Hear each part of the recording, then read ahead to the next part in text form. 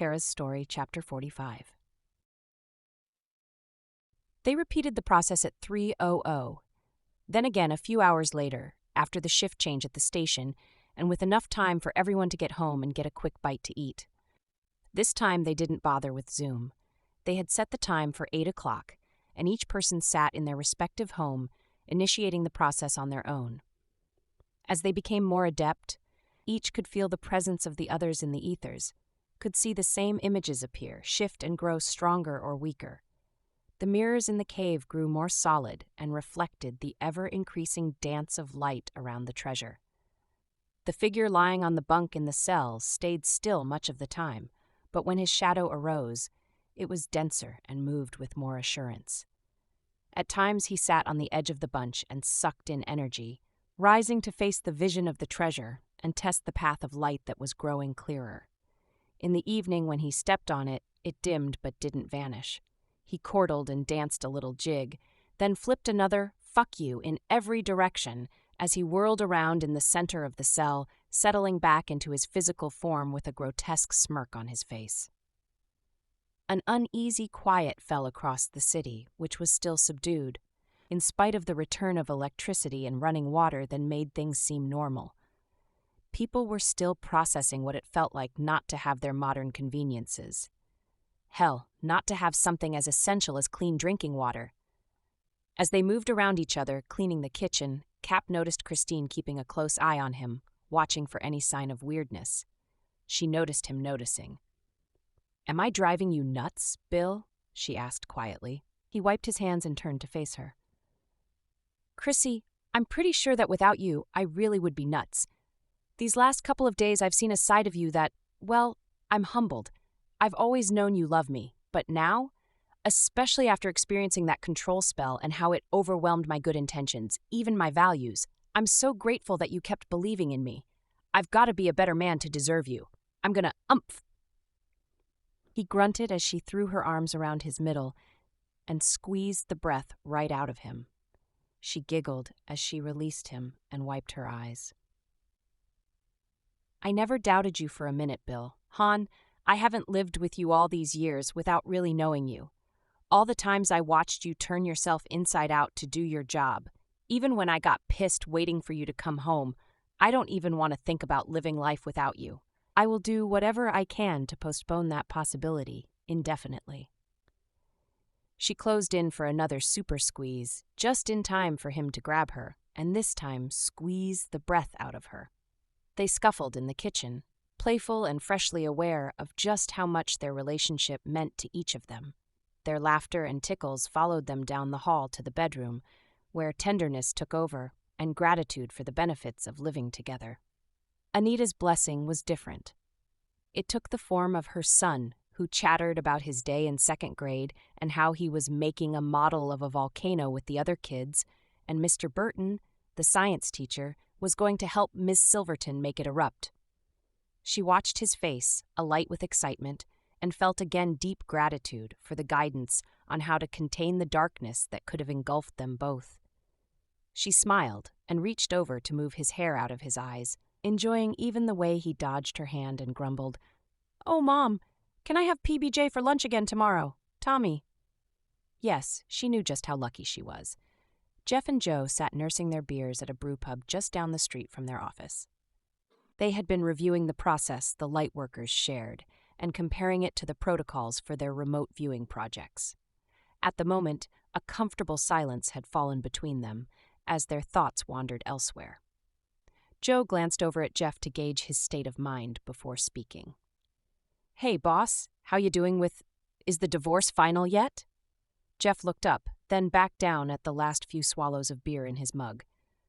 "I'm doing better, Joe. I guess I'm resigned. Carol's not giving me so much grief.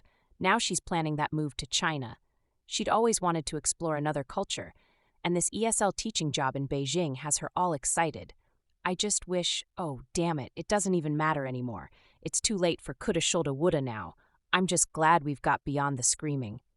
He tilted his head sideways before asking, "How's it going with you and Marnie?" Joe took a deep breath. "After this week, I decided to stop stalling. Life is too short and you never know what's going to happen." Jeff nodded. that's for sure. Joe's grin brightened his whole face. We're going to pick out a ring this weekend. Marnie's girls and my boy all like the idea. Hell, we've all been hanging out this entire school year. In fact, JJ has been poking at me for the last month to ask her, so looks like we'll have a simple wedding before Christmas. Jeff slapped Joe on the shoulder. Congratulations. Hey, Clancy. Another round here. We're celebrating. Across town, Brian opened the door to his townhouse and stepped aside for Joni to enter first. She looked around at the pine paneling and warm earth tones of the open space they stepped into, then followed him into the kitchen, where the stainless steel counters added some brightness to the distressed wood cabinets. Joni smiled as he pulled open the dishwasher door to add the plate and mug from the sink. Nice, Brian. Lived here long? He closed the dishwasher door, wiped his hands, and opened the fridge to pull out a bottle of Chardonnay. Nope. Bought it after I transferred into the department. I haven't really felt the need for permanency. In fact, I avoided it like the plague, until I started working with you all. Then it just sort of fell in my lap when I wasn't even looking for a place and seemed like the right thing at the right time. Of course. He straightened to face her. I'd had my eye on you for a bit. Don't know why that matters, but somehow it does. Joni looked up at him, surprise showing in her eyes. Really? She seemed to be at a loss for words.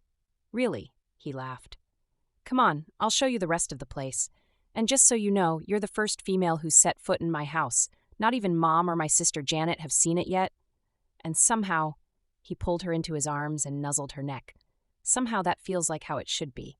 I mean, I like your place and all, but I'm sure happy to have you come to mine.